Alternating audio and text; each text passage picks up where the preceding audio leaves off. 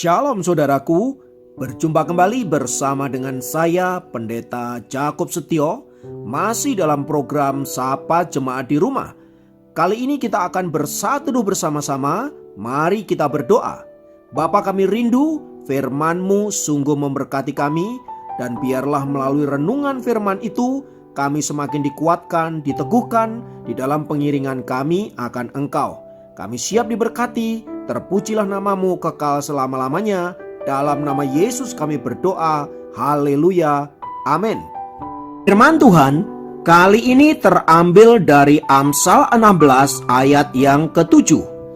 Amsal 16 ayat yang ke-7 berkata, "Jikalau Tuhan berkenan kepada jalan seseorang, maka musuh orang itu pun didamaikannya dengan dia."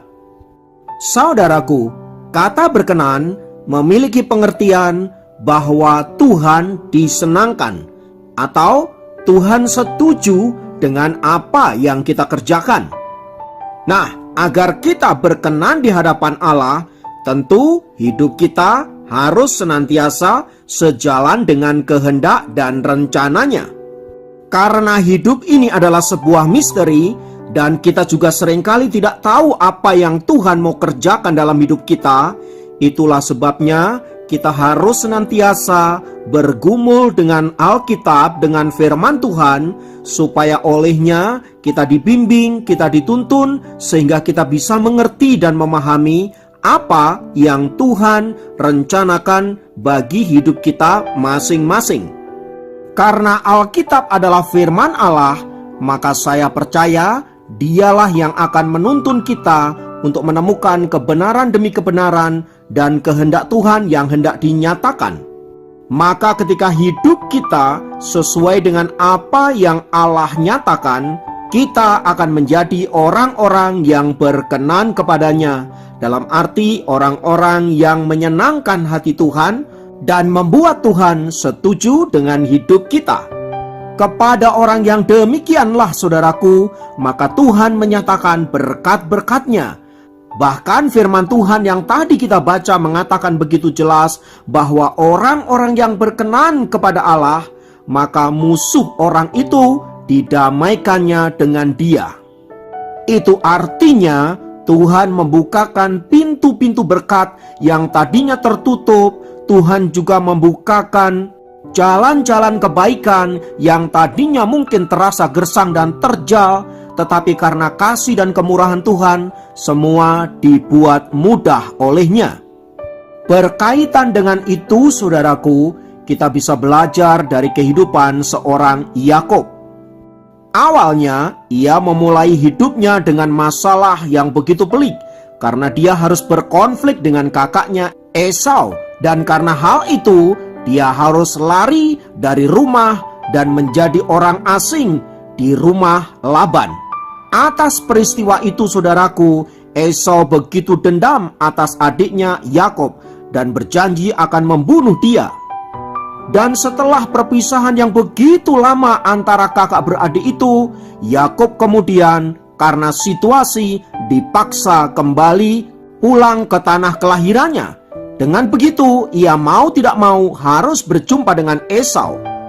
Disinilah masalahnya bagi Yakub, sebab dia sangat takut untuk bertemu dengan kakaknya itu, sebab ia telah menimbulkan kemarahan dan dendam di hati kakaknya itu. Tetapi di sisi yang lain, saudaraku, mau tidak mau, Yakub harus pulang dan harus bertemu dengan Esau. Tetapi perasaan takut menghantui dirinya, dan karena hal itu ia mengatur strategi sedemikian rupa, bahkan memberikan persembahan-persembahan kepada Esau agar Esau mau menerima dan mengampuni dirinya. Tetapi jauh sebelum Yakub mengatur strategi yang demikian, Tuhan telah melembutkan hati Esau dan memberikan roh yang damai sejahtera dan pengampunan, sehingga ia menerima Yakub adiknya itu apa adanya. Bahkan ketika ia mengetahui bahwa persembahan-persembahan itu dimaksudkan agar Esau melembutkan hatinya dan mau menerima Yakub, Esau menjadi marah dan berkata, "Untuk apa semua itu? Engkau adalah adikku dan aku mengasihi engkau." Sungguh saudaraku, Kalau bukan Tuhan yang beracara dalam peristiwa perjumpaan kembali antara Yakub dan Esau, maka mereka pasti terjadi pertumpahan darah. Nah, dalam hal inilah firman Tuhan yang tadi kita baca itu memberikan penegasan bahwa jikalau Tuhan berkenan kepada jalan seseorang, maka musuh orang itu pun didamaikannya dengan dia. Itu artinya Tuhan yang sedang berjalan di depan orang itu dan mengerjakan perkara-perkara yang tidak bisa dikerjakannya dan melakukan hal-hal yang tidak bisa dilakukannya untuk membawa kebaikan bagi orang itu. Haleluya, sungguh luar biasa. Kalau Tuhan berkenan kepada seseorang, maka ia pasti menyatakan jalan-jalannya dan bahkan berkat-berkatnya kepada orang itu. Oleh sebab itu saudaraku, mari kita tidak mengejar berkat Allah, tetapi mari kita mengejar perkenanan Allah. Sebab kalau Allah berkenan, berkat itu justru akan mengikuti kita. Bagaimana caranya agar hidup kita berkenan di hadapan Allah? Jawabannya jelas. Mari kita menjadi anak-anak Tuhan yang taat dan dengar-dengaran suara Tuhan. Saya percaya saat itu hidup kita akan berkenan di hadapan Allah.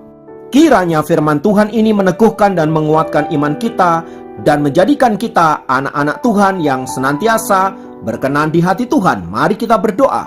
Bapa, tolong kami, bawa kami untuk senantiasa hidup dalam perkenanan-Mu, hidup di dalam kehendak dan rencana-Mu, agar dalam menjalani hidup ini kami senantiasa ada di dalam on the track-nya Tuhan. Dan biarlah olehnya berkat-berkat Tuhan dicurahkan di dalam kehidupan kami, dan kemanapun kami berjalan dan dimanapun kami berada, mujizat dan kuasa-Mu terjadi, dan olehnya nama Tuhan dimuliakan. Terpujilah nama-Mu Bapa kekal selamanya. Dalam nama Yesus kami berdoa, haleluya, amin. Demikian program Sahabat Jemaat kali ini. Sampai jumpa dalam program Sahabat Jemaat yang lain. Tuhan Yesus memberkati.